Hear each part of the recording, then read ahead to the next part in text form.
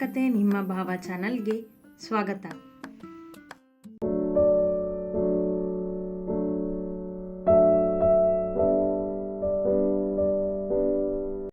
ಶರಾವತಿ ಮತ್ತು ಪದ್ಮಜ್ಜಿ ಕೋಣೆಯಲ್ಲಿದ್ದರು.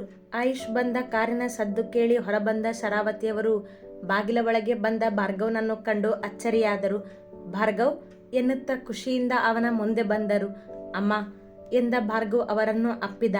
ಸದ್ಯ ಮದುವೆ ಸಮಯಕ್ಕೆ ಸರಿಯಾಗಿ ಬಂದ್ಯಲ್ಲ ಎಂದರು ಖುಷಿಯಿಂದ. ಹಿಂದೆ ಬಂದ ಆಯುಷ್ ಏನೊಂದು ಮಾತನಾಡದೆ ಮೆಟ್ಟಿಲತ್ತ ಹೆಜ್ಜೆ ಇಟ್ಟ. ಆಯು, ನೀನೇ ಕರ್ಕೊಂಡು ಬಂದಿದ್ಯಾ ಭಾರ್ಗವ್ನ? ಅಂದರೆ ನಿನಗೆ ಮೊದಲೇ ಗೊತ್ತಿತ್ತ ಅವನು ಬರೋದು? ಕೇಳಿದರು ಶರಾವತಿ ಅವನನ್ನು ತಡೆದು. ಸಪ್ಪೆ ಮುಖ ಹೊತ್ತಿದ್ದ ಆಯುಷ್ ಹಾಂ ಅಮ್ಮ ಎಂದನಷ್ಟೆ. ಯಾಕೋ, ಏನಾಯಿತು? ಯಾಕೆ ಬೇಜಾರಾಗಿದೆಯಾ? ತಕ್ಷಣ ಕೇಳಿದರು ಶರಾವತಿ ಅವನ ಬೇಸರ ನೋಡಿ. ಅದು ಭಾರ್ಗವನಿಗೂ ಅರ್ಥವಾಯಿತು. ಯಾಕಿಲ್ಲಮ್ಮ, ನನಗೆ ಊಟ ಬೇಡ, ಹಸಿವಿಲ್ಲ, ಗುಡ್ ನೈಟ್ ಎಂದು ನಿಲ್ಲದೆ ಮೆಟ್ಟಿಲು ಹತ್ತಿಬಿಟ್ಟ. ಆಯು ಆಯು ಮತ್ತೆ ಕರೆದರು ಶರಾವತಿ. ಅವರ ಬಳಿ ಬಂದ ಭಾರ್ಗವ್ ಅಮ್ಮ ಅವನ ಜೊತೆ ನಾನು ಮಾತಾಡ್ತೀನಿ ಎಂದ. ಆಯುಷ್ನ ಬೇಸರದ ಕಾರಣ ಇವನೇ ಅಲ್ಲವೇ ಈಗ? ಯಾಕೋ, ಏನಾಯ್ತು ಅವನಿಗೆ? ಯಾಕೆ ಬೇಸರ ಮಾಡ್ಕೊಂಡಿದ್ದಾನೆ? ನೀನೇನಾದರೂ ರೇಗಾಡಿದ್ಯಾ ಅವನ ಮೇಲೆ? ಆಯುಷ್ ಬೇಸರ ಆಗುವುದು ಭಾರ್ಗವ್ನಿಂದಲೇ ಹೊರತು ಮತ್ಯಾವ ಕಾರಣಕ್ಕೂ ಅಲ್ಲ. ಇಲ್ಲ ಅಮ್ಮ, ಏನೋ ಹೇಳಬೇಕಿತ್ತು, ನಾನು ಅವನಿಗೆ ಹೇಳಿಲ್ಲ, ಅದಕ್ಕೆ ಬೇಸರ ಮಾಡ್ಕೊಂಡಿದ್ದಾನೆ. ನೀವು ಟೆನ್ಷನ್ ತಗೋಬೇಡಿ, ನಾನು ಮಾತಾಡಿ ಕರ್ಕೊಂಡು ಬರ್ತೀನಿ ಊಟಕ್ಕೆ ಎಂದ ಭಾರ್ಗವ್ ಮೆಟ್ಟಿಲು ಹತ್ತಿ ಆಯುಷ್ನ ಕೋಣೆಗೆ ನಡೆದ. ಮೊದಲು ಕೋಣೆಯ ಕಿಟಕಿಯ ಬಳಿ ನಿಂತಿದ್ದ ಆಯುಷ್ ಸಪ್ಪೆ ಮುಖ ಹೊತ್ತು. ತನ್ನ ಅಣ್ಣ ತನ್ನಿಂದಲೇ ಏನೋ ವಿಷಯ ಮುಚ್ಚಿಟ್ಟಿರುವನೆಂಬ ಬೇಸರ ಅವನಿಗೆ. ಯಾಕೆಂದರೆ ಭಾರ್ಗವ್ ಎಂದೂ ಅವನಿಂದ ಯಾವ ವಿಷಯವನ್ನು ಮುಚ್ಚಿಡುವವನಲ್ಲ. ಮುಚ್ಚಿಟ್ಟರೂ ಸಮಯ ಬಂದಾಗ ಹೇಳಿಬಿಡುತ್ತಿದ್ದ. ಆದರೆ ಈಗ ತಾನು ಎಷ್ಟೇ ಕೇಳಿದರೂ ಅವ ಬಾಯಿ ಬಿಡುತ್ತಿಲ್ಲವಲ್ಲ. ಅಂದ ಮೇಲೆ ಏನೋ ಮುಖ್ಯವಾದ ವಿಷಯವೇ ಇರಬೇಕೆಂಬ ಅನುಮಾನ ಆಯುಷ್ಗೆ. ಆಯು ಕರೆದ ಭಾರ್ಗವ್ ಅವನ ಕೋಣೆಯ ಬಾಗಿಲಿಗೆ ನಿಂತು ತಿರುಗಿ ನೋಡಲಿಲ್ಲ ಅವ. ಅವನ ಬಳಿ ಬಂದ ಭಾರ್ಗವ್ ನನ್ನ ಮೇಲೆ ಬೇಸರನ ಆಯು ಎಂದ. ಅವನ ಹೆಗಲಿಗೆ ಕೈ ಹಾಕಿ ಪಕ್ಕದಲ್ಲೇ ನಿಂತು ಕೈ ಕಟ್ಟಿ ನಿಂತ ಆಯುಷ್ ಈಗಲೂ ಮಾತನಾಡದೆ ಅಣ್ಣನ ಮೇಲೆ ಮಗುವಂತೆ ಮುನಿಸಿಕೊಳ್ಳುವವ ಅವ. ಸಾರಿ ಆಯು, ನಿನಗೆ ಹೇಳಬಾರ್ದು ಅಂತೇನಿಲ್ಲ. ಅದು ನಾನು ಪೂರ್ಣ ಮಾತಾಡ್ಕೊಂಡಿರೋ ಮಾತು, ನಮ್ಮಿಬ್ಬರು ಪರ್ಸನಲ್ ಅಲ್ವಾ, ಅದಕ್ಕೆ ಯಾರಿಗೂ ಹೇಳೋದು ಬೇಡ ಅಂತ ಅಷ್ಟೇ ಎಂದವ ಅವನನ್ನು ಸಮಾಧಾನಿಸಲು ನೋಡಿದ ಮಾತಿನಲ್ಲೇ. ನೋ ಅಣ್ಣ, ಅದೆಷ್ಟೇ ಪರ್ಸನಲ್ ಆಗಿದ್ರೂ ನೀನು ನನ್ನ ಹತ್ರ ಹೇಳ್ಕೊತಿದ್ದೆ. ಹೇಳಬಾರ್ದು ಅನ್ನೋ ವಿಷಯಗಳನ್ನ ನೀನು ನನ್ನಿಂದ ಮುಚ್ಚಿಡ್ತಿರ್ಲಿಲ್ಲ, ಇಗ್ನೋರ್ ಮಾಡ್ತಿದ್ದೆ. ಆದರೆ ಈ ವಿಷಯನ ನೀನು ಮುಚ್ಚಿಟ್ಟಿದ್ಯಾ ಅನ್ನೋದು ನನಗೆ ಸ್ಪಷ್ಟವಾಗಿದೆ ಎಂದ ಆಯು ಮುನಿಸಲ್ಲೇ ಅವನನ್ನೇ ನೋಡುತ್ತಾ. ಮುಚ್ಚಿಟ್ಟಿಲ್ಲ ಆಯು, ಹೇಳ್ತಿದ್ದೀನಲ್ಲ, ಅದು ನನ್ನ ಪೂರ್ಣ ಮಧ್ಯೆ ಇರೋ ವಿಷಯ. ನಿನಗೆ ಹೇಳೋದೇ ಆಗಿದ್ರೆ ನಾನು ಹೇಳ್ತಿರ್ಲಿಲ್ವಾ ಎಂದ ಭಾರ್ಗವ್ ಆಯುಷ್ನ ಬೇಸರ ಸಹಿಸದವ. ಈಗೇನು ಈ ಅಣ್ಣನ ಜೊತೆ ಹೀಗೆ ಕೋಪ ಮಾಡ್ಕೊಂಡೇ ಇರ್ತೀಯಾ? ಊಟಕ್ಕೆ ಬರೋದಿಲ್ವಾ? ಸರಿ ಬಿಡು, ನಾನು ಊಟ ಮಾಡೋದಿಲ್ಲ. ನಮ್ಮಿಬ್ಬರಿಗೋಸ್ಕರ ಅಂತ ಫಾರಿನ್ ಬಾಟಲ್ ತಂದಿದ್ದೆ, ಇವತ್ತು ಪಾರ್ಟಿ ಕ್ಯಾನ್ಸಲ್ ಅಂತಾಯಿತು ಎಂದ ಅವನ ಮನವೊಲಿಸುತ್ತ. ಈಗಲೂ ಮಾತನಾಡಲಿಲ್ಲ ಆಯು. ಅವನಿಗೆ ಹಠ ಎಂದು ತಿಳಿದ ಭಾರ್ಗವ್ ಆಯು, ಇಷ್ಟೊಂದು ಹಠ ಯಾಕೆ ಮಾಡ್ತಿದ್ಯಾ? ಅದನ್ನು ನಿನಗೆ ಹೇಳಬೇಕು ಅನ್ನೋ ಹಾಗಿದ್ರೆ ಹೇಳ್ತಿದ್ದೆ ತಾನೇ ನಾನು. ಅಷ್ಟಕ್ಕೂ ಆ ಶುಗರ್ಲೆಸ್ ಏನು ಹೇಳಿದಾಳೆ ನಿನಗೆ? ಮೊದಲು ಅವಳಿಗೆ ಕ್ಲಾಸ್ ತಗೋತೀನಿ ಎಂದವ ಫೋನ್ ಕೈಯಲ್ಲಿ ಹಿಡಿಯುತ್ತಿದ್ದಂತೆ ತಡೆದ ಆಯುಷ್. ಇದರಲ್ಲಿ ಅವ್ರು ತಪ್ಪಿಲ್ಲ ಅಣ್ಣ, ಅವರೇನೂ ಹೇಳಿಲ್ಲ ನನಗೆ ಎಂದ ಅವ ಕರೆ ಮಾಡುವುದನ್ನು ತಡೆದು. ಮತ್ತೆ ಯಾಕೆ ಇಷ್ಟೊಂದು ಹಠ ಮಾಡ್ತಿದೀಯಾ? ನೀನು ನನಗೆ ಆ ವಿಷಯ ಗೊತ್ತಾಗಬಾರ್ದು ಅಂತ ಹೇಳಿದ್ದೆ ಅಲ್ವಾ, ಅದಕ್ಕೆ ಎಂದ ಆಯುಷ್ ಅವನತ್ತ ತಿರುಗಿ ನಿಂತ.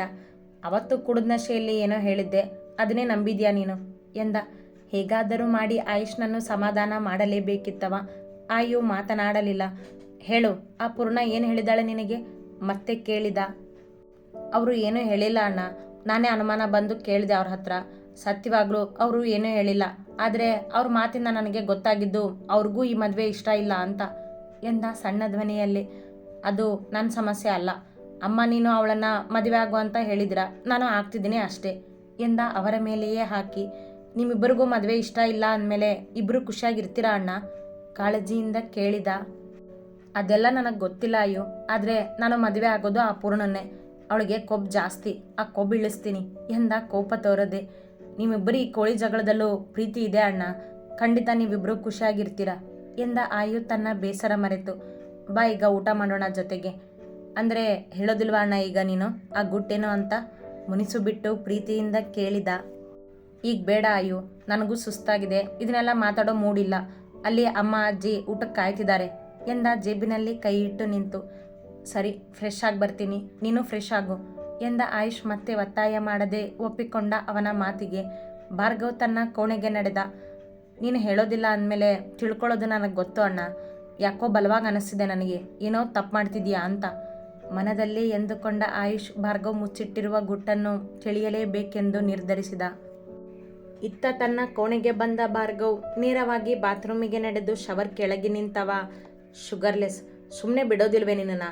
ನೀನು ಏನೂ ಹೇಳಿಲ್ಲ ಅಂತ ಆಯು ಹೇಳ್ತಿದ್ದಾನೆ, ಆದರೆ ಅವನಿಗೆ ಅನುಮಾನ ಬರೋ ಥರ ಖಂಡಿತ ಮಾತಾಡಿರ್ತೀಯ, ಅದಕ್ಕೆ ಇಷ್ಟೊಂದು ತಲೆ ಕೆಡಿಸ್ಕೊಂಡಿದ್ದಾನೆ ಅವನು ಎಂದು ಪೂರ್ಣಳನ್ನು ನೆನಪಿಸಿಕೊಂಡು ಗೊಣಗುತ್ತಲೇ ಸ್ನಾನ ಮುಗಿಸಿ ಬಂದ. ನಂತರ ಕೆಳಗಿಳಿದು ಬಂದವ ಎಲ್ಲರ ಜೊತೆ ಮಾತನಾಡುತ್ತಾ ಊಟ ಮಾಡಿದ. ಅಣ್ಣ, ಪಾರ್ಟಿ ಇವತ್ತು ಬೇಡ, ನಾಳೆ ಮಾಡೋಣ ಎಂದ ಆಯುಷ್ ಊಟ ಮುಗಿದ ನಂತರ. ನಡೆದಿದ್ದನ್ನೆಲ್ಲ ಅಮೃತಾಳ ಬಳಿ ಹೇಳಬೇಕಿತ್ತವ. ನಿಮ್ಮ ಪಾರ್ಟಿ ಏನೇ ಇದ್ರೂ ನಾಳೆನೇ ಲಾಸ್ಟ್, ನಾಡಿದ್ದು ಮದುವೆ ಕಾರ್ಯಗಳು ಶುರು ಆಗುತ್ತೆ ಎಂದರು ಶರಾವತಿ. ಓಕೆ ಎಂದ ಭಾರ್ಗವ್ ಕೋಣೆಗೆ ನಡೆದು ಹಾಸಿಗೆಗೆ ಬಿದ್ದ. ಆಗಿದ್ದ ಸುಸ್ತಿಗೆ ನಿದ್ದೆ ಬೇಕಿತ್ತವನಿಗೆ. ಹಾಗಾಗಿ ಯಾರ ಬಗ್ಗೆಯೂ ಏನೊಂದು ಯೋಚನೆ ಮಾಡದೆ ನಿದ್ದೆಗೆ ಜಾರಿದ್ದ. ಅಮೃತ, ನಿನಗೇನೇ ಬೇಕಾದರೂ ಕೇಳು, ಏನಾದರೂ ಆಸೆ ಇದ್ರೂ ಹೇಳು, ಎಲ್ಲನೂ ನನ್ನಿಂದ ಆದಷ್ಟು ನಾನು ಮಾಡ್ತೀನಿ ಎಂದರು ಗಿರಿಧರ್ ಊಟಕ್ಕೆ ಕುಳಿತಾಗ. ಅಮೃತ ಅಂದಿನಿಂದ ಅವರ ಮನೆಯಲ್ಲೇ ಇರಲು ಬಂದಿದ್ದಳು. ಪೂರ್ಣ ಆಶ್ರಮಕ್ಕೆ ಹೋಗಿ ಕರೆದುಕೊಂಡು ಬಂದಿದ್ದಳು ಅವಳನ್ನು. ಖಂಡಿತ ಅಂಕಲ್ ಎಂದಳು ಅಮೃತ ಖುಷಿಯಿಂದ. ನಾಳೆನೇ ನಿಮ್ಮ ಬ್ಯಾಗ್ ಎಲ್ಲನೂ ಪ್ಯಾಕ್ ಮಾಡ್ಕೊಂಡಿರಿ ಇಬ್ಬರು. ನಾಳೆ ಒಂದಿನ ನೀವಿಬ್ಬರು ಫ್ರೀ ಆಗಿರ್ತೀರಾ ಅಷ್ಟೇ. ನಾಡಿದ್ದು ಮೆಹಂದಿ, ಅದರ ನಂತರ ದಿನ ಅರ್ಶಿನ ಶಾಸ್ತ್ರ, ಬಳೆ ಶಾಸ್ತ್ರ, ಆಮೇಲೆ ಮದುವೆ. ಸಮಯ ಸಿಗೋದಿಲ್ಲ ನಿಮಗೆ, ಅದಕ್ಕೆ ಹೇಳ್ತಿದ್ದೀನಿ, ಎಲ್ಲನೂ ನೋಡ್ಕೊಂಡಿರಿ ಈಗಲೇ ಎಂದರು ವರುಣ. ಅವರ ಮಾತಿಗೆ ಇಬ್ಬರು ಮುಖ ನೋಡಿಕೊಳ್ಳುತ್ತಲೇ ಒಪ್ಪಿದ್ದರು. ಮತ್ತೆ ಮದುವೆ ಮಾತುಗಳಲ್ಲೇ ಇಬ್ಬರು ಒಟ್ಟಿಗೆ ಕುಳಿತು ಊಟ ಮುಗಿಸಿದ್ದರು. ಆಯುಷ್ ಅಮೃತಾಳಿಗೆ ಕರೆ ಮಾಡಿ ಮಾತನಾಡಲು ನೋಡಿದಾಗ ಅವಳು ಪೂರ್ಣಳ ಮನೆಯಲ್ಲೇ ಇರುವುದು ಗೊತ್ತಾಗಿ ಏನೊಂದು ಹೇಳದೆ ಸುಮ್ಮನಾದ. ಹಾಗಾಗಿ ಅವನ ಜೊತೆ ಸ್ವಲ್ಪ ಮಾತನಾಡಿ ಕೋಣೆಗೆ ಬಂದು ಮಲಗಿದಳವಳು. ಆದರೆ ಪೂರ್ಣ ಭಾರ್ಗವನ ನೆನಪಿನಲ್ಲಿದ್ದಳು. ಈಗೀಗ ಅವನ ನೆನಪಿಲ್ಲದೆ ರಾತ್ರಿ ಕಳೆಯುವುದಿಲ್ಲ ಅವಳಿಗೆ. ಅಣ್ಣ ಇವತ್ತು ಬರ್ತಿದ್ದಾನೆ ಎಂದ ಆಯುಷ್ ಮಾತು ರಾತ್ರಿ ಅವಳಿಗೆ ನಿದ್ದೆ ಸುಳಿಯದಂತೆ ಮಾಡಿತ್ತು. ತುಂಬ ದಿನಗಳಾಗಿತ್ತಲ್ಲವೇ ಅವನನ್ನು ನೋಡದೆ. ಹಾಗಾಗಿ ಮನಕ್ಕೇನೋ ಸಂತಸ ಅವ ಬಂದಿರುವ ಸುದ್ದಿ ಕೇಳಿ. ಇನ್ನೂ 4 ದಿನ ಅಷ್ಟೇ ಉಳಿದಿರೋದು ನಿನ್ನ ಮದುವೆಗೆ ಭಾರ್ಗವ್. ನನ್ನನ್ನು ಹೆದರಿಸಿ ಮದುವೆಗೆ ಒಪ್ಪಿಸಿ ಆಗ್ತಿರೋ ಮದುವೆ ಇದು. ನಿಜವಾಗ್ಲೂ ಇಬ್ಬರು ಖುಷಿಯಾಗಿರ್ತೀವ ನಾವು? ನನ್ನನ್ನು ಕಾಡಬೇಕು ಅಂದ್ಕೊಂಡು ಮದುವೆ ಆಗ್ತಿದ್ಯಾ ನೀನು? ಸಾಧ್ಯ ಆಗುತ್ತಾ ಅದು ಎಂದು ಯೋಚಿಸುತ್ತಲೇ ನಿದ್ದೆಗೆ ಜಾರಿದ್ದಳು. ತಾನು ತಂದಿದ್ದ ಬ್ಯಾಗಿನಿಂದ ಬಟ್ಟೆ ತೆಗೆಯುತ್ತಿದ್ದ ಭಾರ್ಗವ್ ತಾನುಡುವ ಬಟ್ಟೆ ಆರಿಸುತ್ತಿದ್ದ ಅಂದು ಬೆಳಗ್ಗೆ. ಆಗ ಬ್ಯಾಗಿನಿಂದ ಕೆಳಗೆ ಬಿದ್ದಿತ್ತು ಸಣ್ಣ ಕವರ್. ಅದನ್ನು ಹಿಡಿದು ನೋಡಿದ. ಅದರಲ್ಲಿ ಕಿವಿಗೆ ಹಾಕುವ ರಿಂಗ್ ಇದ್ದವು. ತಿಳಿ ಗುಲಾಬಿ ಬಣ್ಣದ ದೊಡ್ಡದಾದ ಹೂವುಗಳಿದ್ದವು ಅದಕ್ಕೆ ಅಂಟಿಕೊಂಡು. ಅಂದು ಪೂರ್ಣಳಿಗೆ ಗಿಫ್ಟ್ ಏನು ತರಲಿ ನಿನಗೆ ಎಂದು ಕೇಳಿ ಕಾಡಿದ ದಿನ ರಸ್ತೆಯಲ್ಲಿ ಹೋಗುವಾಗ ಖರೀದಿಸಿದ್ದ ಅವಳಿಗೆಂದೆ. ಆದರೆ ಅದನ್ನು ಕೊಡುವ ಧೈರ್ಯವಿದೆಯೇ ಇವನಿಗೆ? ಅವಳ ಮೇಲೆ ಪ್ರೀತಿ ಇದೆ ಅಂತ ಅವಳಿಗೆ ಇಯರಿಂಗ್ಸ್ ತಂದಿದ್ದೀನಿ, ಆದರೆ ಕೊಡೋಕ್ಕಾಗುತ್ತಾ? ಇಲ್ಲ ಎಂದವ ಇಯರಿಂಗ್ಸ್ ಇದ್ದ ಪುಟ್ಟ ಕವರನ್ನು ಡ್ರೆಸ್ಸಿಂಗ್ ಟೇಬಲ್ ಮೇಲಿದ್ದ ಡ್ರಾನಲ್ಲಿಟ್ಟ. ಅವಳನ್ನ ನೋಡಬೇಕು ಅನ್ನಿಸ್ತಿಲ್ವಾ ಭಾರ್ಗವ್ ನಿನಗೆ?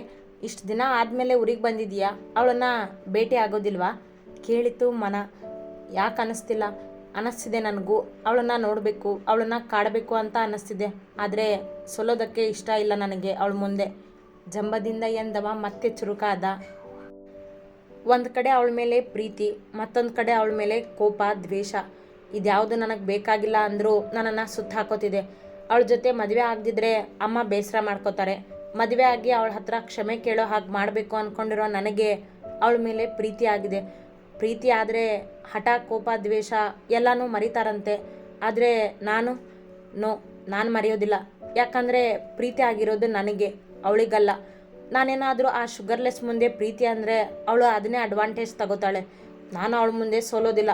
ಮೊದಲು ಅವಳು ಕ್ಷಮೆ ಕೇಳೋ ಹಾಗೆ ಮಾಡ್ತೀನಿ, ಸರಿಯಾಗಿ ಬುದ್ಧಿ ಕಲಿಸ್ತೀನಿ ಎಂದುಕೊಳ್ಳುತ್ತಾ ಆಫೀಸ್ಗೆ ಹೋಗಲು ತಯಾರಾಗಿ ಕೆಳಗಿಳಿದು ಬಂದ. ಎಲ್ಲರೂ ಒಟ್ಟಿಗೆ ಕುಳಿತು ಮಾತನಾಡುತ್ತಲೇ ತಿಂಡಿ ಮುಗಿಸಿದರು. ಭಾರ್ಗವ್, ಪೂರ್ಣ ಮನೆಗೆ ಹೋಗಿ ಈ ಸೀರೆ ಒಡವೆನೆಲ್ಲ ಕೊಟ್ಟು ಬಾ ಎಂದರು ಶರಾವತಿ ಆಫೀಸಿಗೆ ಹೊರಟು ನಿಂತಾಗ. ಅವಳನ್ನು ಕಾಣುವ ಅವಕಾಶ ಒದಗಿ ಬಂದಿತವನಿಗೆ. ನಾನು ಯಾಕಮ್ಮ?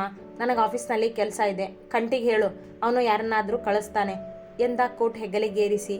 ಪೂರ್ಣಳನ್ನು ನೋಡಲು ಮನ ತವಕಿಸುತ್ತಿತ್ತು. ಆದರೂ ಬೇಡವೆಂದುಕೊಂಡ. ಮತ್ತೆ ತಾನು ಅವಳನ್ನು ನೋಡಿ ಸೋತರೆ ಎಂಬ ಭಯ ಅವನಿಗೆ. ಜೊತೆಗೆ ತನ್ನ ಪ್ರೀತಿ ಯಾರಿಗೂ ತಿಳಿಯಬಾರದಲ್ಲವೇ? ಒಪ್ಪಿಕೊಂಡರೆ ಖಂಡಿತ ಅನುಮಾನ ಎಲ್ಲರಿಗೂ.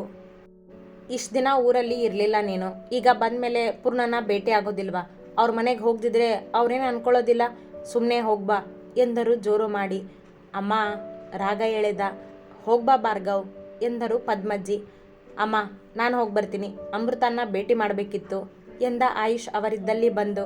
ಹಿಂದಿನ ದಿನ ಅಮೃತ ಜೊತೆ ಮಾತನಾಡಲು ಆಗಿರಲಿಲ್ಲವಲ್ಲ, ಹಾಗಾಗಿ ಭೇಟಿ ಮಾಡಲು ಹೊರಟಿದ್ದನವ. ಹಾಗಾದರೆ ಆ ಒಡವೆ ಸೀರೆನೆಲ್ಲ ತಗೊಂಡು ಹೋಗಾಯು ನೀನೆ ಎಂದ ಭಾರ್ಗವ್ ಮತ್ತೆ ಪೂರ್ಣಳ ಎದುರಾಗುವುದರಿಂದ ತಪ್ಪಿಸಿಕೊಳ್ಳಲು ನೋಡುತ್ತಾ. ಇಬ್ಬರೂ ಒಟ್ಟಿಗೆ ಹೋಗ್ಬನ್ನಿ. ಭಾರ್ಗವ್, ನೀನು ನನ್ನ ಒತ್ತಾಯಕ್ಕೆ ಮದುವೆ ಆಗ್ತಿದೀಯಾ ಅಂತ ಗೊತ್ತು ನನಗೆ. ಹಾಗಂತ ಆ ಹುಡುಗಿ ಮನಸ್ಸಿಗೆ ನೋವು ಕೊಡಬೇಡ. ಅವಳಿಗೆ ನಿನ್ನನ್ನು ನೋಡಬೇಕು ಅಂತ ಆಸೆ ಇರೋದಿಲ್ವಾ? ಮಾತಾಡಬೇಕು ಅಂತ ಇರೋದಿಲ್ವಾ? ಹೋಗ್ಬಾ ಸುಮ್ಮನೆ ಎಂದರು. ಮತ್ತೆ ಅವರ ಜೊತೆ ಮಾತಿಗಿಳಿಯದೆ ಕಮಾಯು ಎನ್ನುತ್ತಾ ಹೊರನಡೆದ ಭಾರ್ಗವ್. ನೇರವಾಗಿ ಪೂರ್ಣಳ ಮನೆಯ ಮುಂದೆ ಕಾರ್ ನಿಲ್ಲಿಸಿದ ಭಾರ್ಗವ್. ದಾರಿ ಪೂರ್ತಿ ಇಬ್ಬರು ಆಫೀಸ್ ಕೆಲಸಗಳ ಬಗ್ಗೆ ಮಾತನಾಡುತ್ತಲೇ ಬಂದಿದ್ದರು. ಆದರೆ ಕಾರ್ ಪೂರ್ಣಳ ಮನೆಯ ಮುಂದೆ ನಿಂತಾಗ ಭಾರ್ಗವ್ನ ಅಹಂಕಾರ ಅಡಗಿತು. ಮನದಲ್ಲಿ ಪೂರ್ಣಳ ಮೇಲೆ ಪ್ರೀತಿ ಇದೆ ಎಂದು ಗೊತ್ತಿದ್ದರೂ ತೋರಿಸಿಕೊಳ್ಳದೆ ಜಂಬ ಹೊತ್ತಿದ್ದನಲ್ಲವೇ, ಆ ಜಂಬ ಈಗ ಅವಳನ್ನು ಎದುರಾಗುವ ಭಯದಲ್ಲಿತ್ತು. ಅಣ್ಣ ಬರೋದಿಲ್ವಾ? ಬಾ ಎಂದ ಆಯುಷ್ ಕಾರಿನಿಂದ ಕೆಳಗಿಳಿಯದ ಭಾರ್ಗವ್ನನ್ನು ನೋಡುತ್ತಾ. ಹಾಂ ಬರ್ತೀನಿ, ನೀನು ಹೋಗು ಎಂದಾಗ ಆಯುಷ್ ಮನೆಯ ಒಳ ನಡೆದ. ಅಬ್ಬಾ, ಅವಳ ಮೇಲೆ ಪ್ರೀತಿ ಆಗಿದೆ ಅಂತ ಗೊತ್ತಾದಾಗಿನಿಂದ ನಾನು ಅದನ್ನು ಬದಿಗಿಟ್ಟು ಧೈರ್ಯದಿಂದನೇ ಇದ್ದೆ. ಆದರೆ ಇವತ್ತು ಯಾಕೋ ಅವಳನ್ನು ಎದುರಾಗೋಕ್ಕೆ ಆಗ್ತಿಲ್ವಲ್ಲ. ಯಾಕೆ ಇಷ್ಟೊಂದು ವೀಕ್ ಆಗ್ತಿದ್ದೀನಿ ನಾನು? ಕ್ಷಣ ಕಣ್ಮುಚ್ಚಿ ಕುಳಿತ. ನೋ ಭಾರ್ಗವ್, ವೀಕ್ ಆಗಬೇಡ, ಮೈಸೂರಿನ ಕಿಂಗ್ ಭಾರ್ಗವ್ ನೀನು ಎಂದು ತಕ್ಷಣ ಮತ್ತೆ ಧೈರ್ಯ ತೆಗೆದುಕೊಂಡವ ಕಾರಿನಿಂದ ಕೆಳಗಿಳಿದು ಮನೆಯ ಒಳ ನಡೆದ. ಬಾಗಿಲೊಳಗೆ ಹೆಜ್ಜೆ ಇಡುತ್ತಿದ್ದಂತೆ ಕೋಣೆಯಿಂದ ಹೊರಬಂದಳು ಪೂರ್ಣ. ಭಾರ್ಗವ್ ಅವಳನ್ನು ನೋಡುತ್ತಿದ್ದಂತೆ ಪೂರ್ಣ ಕೂಡ ಅವನನ್ನೇ ನೋಡಿದಳು. ಇಬ್ಬರ ನೋಟ ಬೆರೆತಿತು. ದಿನಗಳ ನಂತರ ಆಯುಷ್ ಮತ್ತು ಅಮೃತ ಅಲ್ಲಿಯೇ ಕುಳಿತಿದ್ದರು, ಅವರಿಬ್ಬರನ್ನೂ ನೋಡುತ್ತಾ. ಭಾರ್ಗವ್ ಹೇಗಿದೆಯಾ? ಯಾವಾಗ ಬಂದೆ ಕೇಳಿದರು ವರುಣ ಅಡಿಗೆ ಮನೆಯಿಂದ ಹೊರಬಂದು. ಅವರ ಧ್ವನಿಗೆ ಇಬ್ಬರೂ ಎಚ್ಚೆತ್ತರು. ಚೆನ್ನಾಗಿದ್ದೀನಿ ಆಂಟಿ, ನಿನ್ನೆ ರಾತ್ರಿ ಬಂದೆ ಎಂದ. ಕುತ್ಕೋ ಭಾರ್ಗವ್, ಟೀ ಕುಡಿಯುವಂತೆ ಎಂದರು ಲಕ್ಷ್ಮಜ್ಜಿ. ಬೇಡ ಅಜ್ಜಿ, ಅಮ್ಮ ಸೀರೆ ಒಡವೆನ ಕೊಟ್ಟು ಬರೋದಕ್ಕೆ ಹೇಳಿದ್ರು, ಅದಕ್ಕೆ ಬಂದಿದ್ವಿ ಎಂದ ನಿಂತುಕೊಂಡೆ. ಹೌದಾ ಆಂಟಿ, ನೀವು ಪರ್ಮಿಷನ್ ಕೊಟ್ಟರೆ ನಾವು ಪೂರ್ಣ ಮತ್ತು ಅಮೃತನ ಹೊರಗಡೆ ಕರ್ಕೊಂಡು ಹೋಗ್ಬೋದಾ ಕೇಳಿದ ಆಯುಷ್.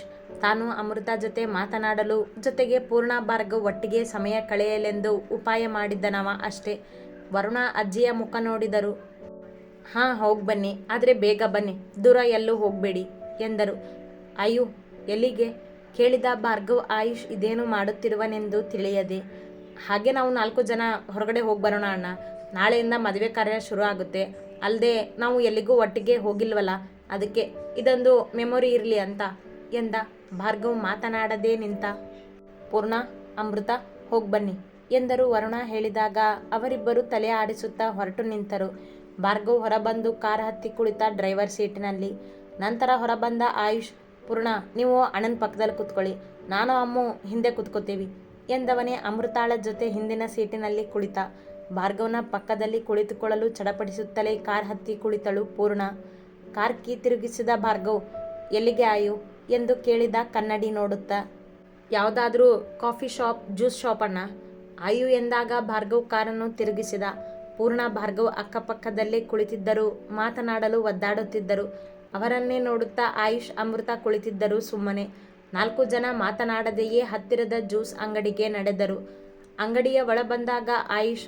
ಅಣ್ಣ ನೀವಿಬ್ರು ಅಲ್ಲಿ ಕೂತ್ಕೊಳ್ಳಿ, ನಾವಿಬ್ರು ಇಲ್ಲಿ ಕೂತ್ಕೋತೇವಿ, ನಿಮಗೆ ಮಾತಾಡೋದಕ್ಕೆ ಪ್ರೈವಸಿ ಇರಲಿ ಎಂದವ ತಾನು ಅಮೃತಾಳ ಜೊತೆ ಏಕಾಂತವಾಗಿ ಮಾತನಾಡಲು ಅವಕಾಶ ಪಡೆದನಷ್ಟೇ.